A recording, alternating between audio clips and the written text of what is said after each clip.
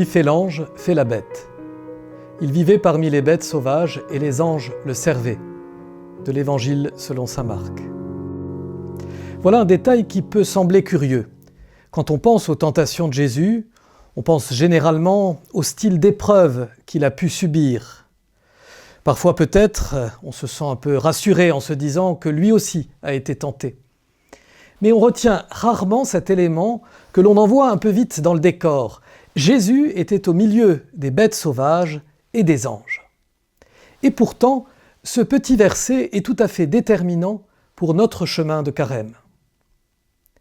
Le carême nous invite en effet à fuir ce qu'il y a de bestial en nous, débordement de colère, d'envie, instinct mal maîtrisé. Tenir en respect la bête sauvage qui nous habite tous.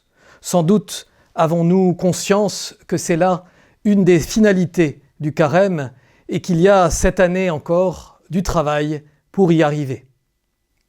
Mais on aurait tort d'en rester seulement à cet aspect. Car le carême, c'est autant éviter de ressembler à la bête sauvage qu'à l'ange. Étonnant, me direz-vous peut-être, les anges ne sont-ils pas des créatures spirituelles, si proches de Dieu, des créatures auxquelles nous devrions ressembler ? Eh bien, justement pas.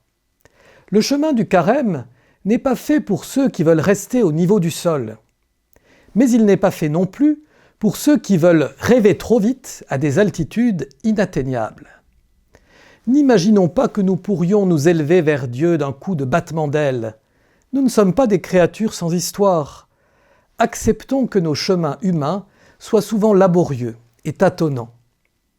Ne rêvons pas non plus d'être de pur esprit. Nous sommes aussi faits de chair et de sang, et c'est cette réalité qui est pour nous le chemin vers Dieu. Le carême nous est offert pour apprendre à aimer, ou ce qui est la même chose, réapprendre à habiter notre humanité. Et être profondément humain, c'est se situer sur ce chemin de crête, entre la bête sauvage et l'ange.